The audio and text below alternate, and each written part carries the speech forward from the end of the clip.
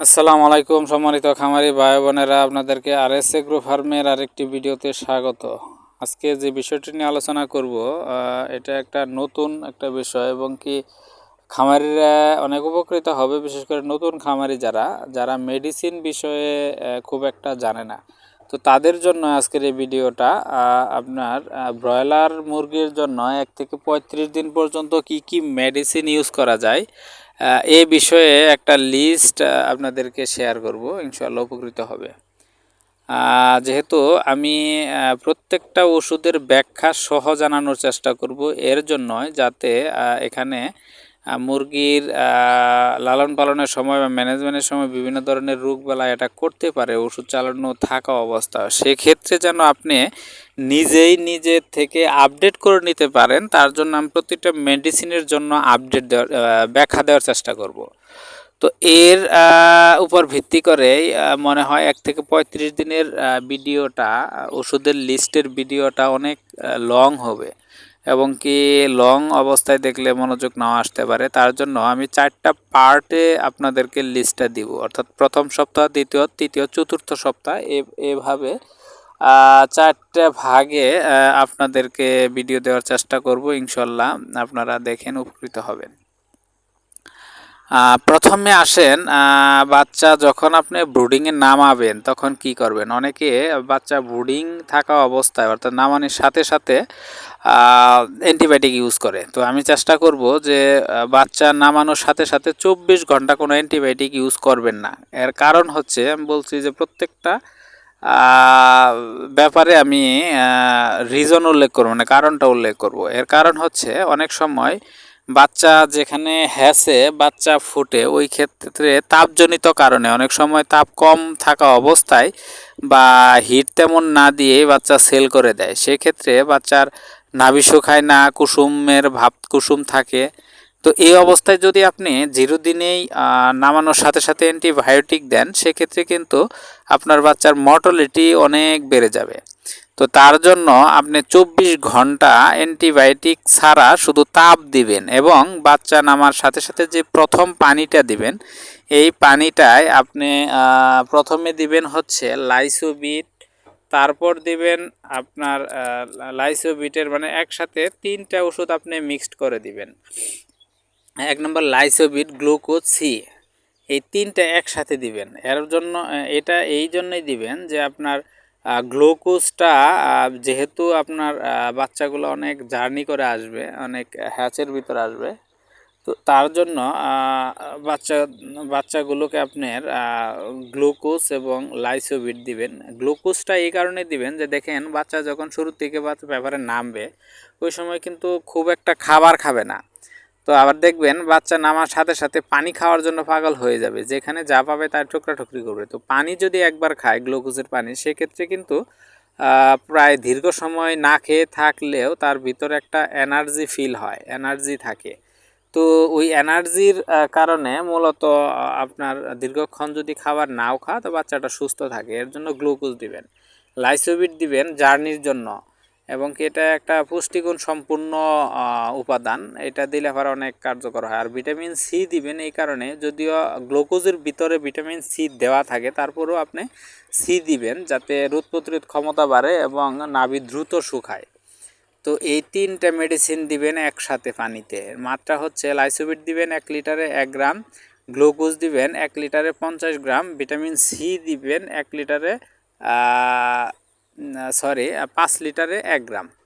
তো এভাবে আপনি এই 3টা মেডিসিন দিবেন, 24 ঘন্টা সময় দিয়ে রাখবেন। 24 ঘন্টার পরে আপনি দিবেন হচ্ছে অ্যান্টিবায়োটিকের একটা ডোজ করবেন। আর অ্যান্টিবায়োটিক এটা মাথায় রাখবেন, অ্যান্টিবায়োটিকের ডোজ মানে টানা 72 ঘন্টা চলবে। আপনি যদি টানা 72 ঘন্টা না চালান, অর্থাৎ প্রতিদিনই 3 বেলা পানিতে, অর্থাৎ টানা 72 ঘন্টা অবসর দেওয়া যাবে না। টানা 72 ঘন্টা এই জন্য চালাতে হবে। অ্যান্টিবায়োটিক যদি আপনি গ্যাপ দিয়ে চালান, সেক্ষেত্রে আপনি যে ব্যাকটেরিয়ার প্রতিরোধের জন্য আপনি চালাচ্ছেন, সেই ব্যাকটেরিয়া কিন্তু রেজিস্ট্যান্স হয়ে যাবে। পরবর্তীতে যদি সমস্যা হয়, অন্য কোনো অ্যান্টিবায়োটিকে মানে এই অ্যান্টিবায়োটিকে আর কাজ করবে না, এরকম। তো আমি অ্যান্টিবায়োটিকের ডোজগুলো এমনভাবে করব যে একটা অ্যান্টিবায়োটিক সর্বোচ্চ 1 সপ্তাহ পর্যন্ত যাবে। এইভাবে আমি দেওয়ার চেষ্টা করব এবং কি 4 সপ্তাহে 4 ধরনের অ্যান্টিবায়োটিক দিব। এক অ্যান্টিবায়োটিক অর্থাৎ 1 থেকে 30 দিন পর্যন্ত চালাবো না, কারণ একটা অ্যান্টিবায়োটিক 1 সপ্তাহের উপরে তেমন একটা ভালো কাজ করে না। তো সেই সুবাদে আমি যে অ্যান্টিবায়োটিকের ডোজ করব এটার সাথে অন্যের অ্যান্টিবায়োটিক বা অন্য জনের ব্রুডিংয়ের সময় মেডিসিন নাও মিলতে পারে। অনেকেই আপনার ব্রুডিংয়ের সময় সেপা, তারপরে নিউঅ্যাক্সেল, অ্যামক্সিলিন এই জাতীয় গ্রুপের অনেকে ফ্লোরফেনিকল এই জাতীয় মেডিসিন দিয়ে অনেকে ডোজ করে। তো আমি যে ধারাবাহিকতা অনুসারে ডোজ করব, এই ধারাবাহিকতা অনুসারে ডোজ করলে আপনার প্রতি সপ্তাহে এক একটা অ্যান্টিবায়োটিকের থাকবে এখানে। তো আশা করি আমার যে সিস্টেমটা, এই সিস্টেমটা আপনাদের ভালো লাগবে এবং কি অনেক মুরগির জন্য অনেক ভালো হবে। তো আসেন আমি যেটা ডোজ করব, অর্থাৎ 24 ঘন্টার পরে আপনি সেফা, অ্যান্ড্রোসিন, অরিটক্স এবং একটা কিডনি টনিক বা ইউরিনেক্স, এই 4টা ওষুধ দিয়ে আপনি ব্রুডিং কমপ্লিট করবেন। আপনার সেফা এবং অ্যান্ড্রোসিন এই 2টা মেডিসিন টানা 72 ঘন্টা চালাবেন এবং টক্সিন বাইন্ডার ও কিডনি টনিক এটা আপনি 2 বেলা চালাবেন। আপনার সেফা এবং অ্যান্ড্রোসিন চালাবেন এর জন্যই যাতে আপনার মুরগির যে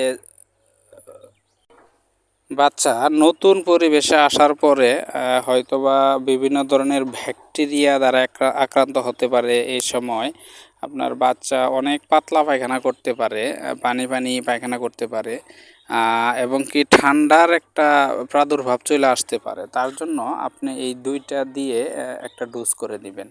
আর অডিটক্স বিশেষ করে এটা হচ্ছে টক্সিন বাইন্ডারের একটা গ্রুপ। এই টক্সিন বাইন্ডারের এই ওষুধটা এজন্যই দিবেন যাতে আপনার এই সময়ে বাচ্চা প্রচুর পরিমাণে, যেহেতু পেপার থেকে দূষিত খাবার খায়, সেক্ষেত্রে আপনার বিষক্রিয়া হওয়ার একটা সম্ভাবনা থাকে। তার জন্য আপনি মূলত এই ওরিটক্স বা টক্সিন বাইন্ডার গ্রুপের যে কোনো একটা ওষুধ দিতে পারেন, যেমন 2+ অথবা ওরিটক্স, বিভিন্ন ধরনের বাজারে মেডিসিন পাওয়া যায়।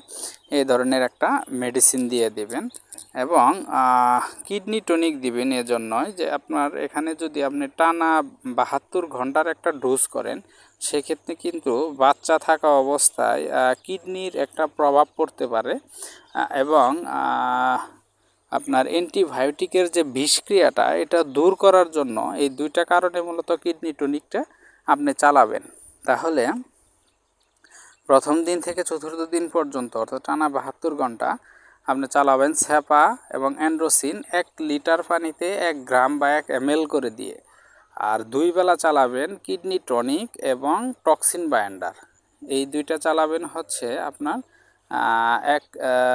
1 ml 2 লিটার পানিতে। তো এইভাবে আপনি টানা 72 ঘন্টা চালাবেন। 72 ঘন্টা চালানোর পর বিশেষ করে 4র্থ দিন থেকে, মানে 5ম দিন থেকে 7ম দিন পর্যন্ত আপনি কোন মেডিসিন চালাবেন, 5ম দিন থেকে 7ম দিন পর্যন্ত রাত্রের বেলায়, বিশেষ করে এক বেলায় আপনি চালাবেন হচ্ছে সেফা এবং অ্যান্ড্রোসিন, এই 2টা 5ম দিন থেকে 7ম দিন পর্যন্ত চালাবেন এবং এর সাথে আপনার থায়াবিন এবং জিঙ্ক অ্যাড করে দিবেন। সেটা হচ্ছে দিনের বেলা, দুপুরবেলা যে কোনো এক বেলায় থায়াবিন এবং জিঙ্ক।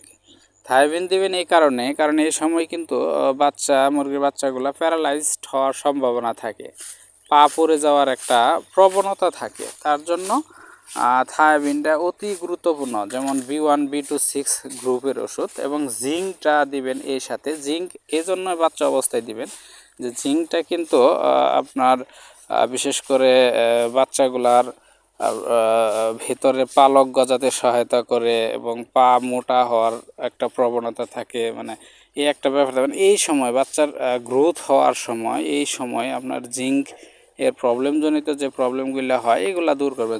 জিঙ্ক এবং থায়াবিনটা আপনি এই সময় অ্যাড করে দিবেন। তো তার জন্য দেখা গেছে যে আপনার 5 থেকে 7 দিনের দুপুরের সময় এক বেলা করে দিয়ে দিবেন, রাত্রের বেলা দিবেন হচ্ছে সেপা, অ্যান্ড্রোসিন। তো রাত্রেবেলা এই কারণেই একবেলা দিতে বলতেছি যে এ সময় যদি কখনো বাচ্চা ঠান্ডার ভাব চলে আসে, তো রাত্রের বেলায় দিয়ে রাখলে এটা আপনার মোটামুটি রিকভার করবে। তো এইভাবে মূলত 7 দিন পর্যন্ত আপনারা চালাবেন, ইনশাল্লাহ দেখবেন এর ভিতরে আহামরি সমস্যা হওয়ার কথা না বা হবে না। আর যদি এর ভিতরে কখনো সমস্যা হয় সেক্ষেত্রে আপনার হয়তো বা আলাদাভাবে চিকিৎসা নেওয়া লাগতে পারে। তো আজকের ভিডিও এ পর্যন্তই। ইনশাল্লাহ সামনের একটা ভিডিওতে 7 দিন থেকে 14 দিন পর্যন্ত বা 8ম দিন থেকে 14 দিন পর্যন্ত একটা মেডিসিন লিস্টে দেব ইনশাল্লাহ। সে পর্যন্ত অপেক্ষা করবেন। ধন্যবাদ। আল্লাহ হাফেজ।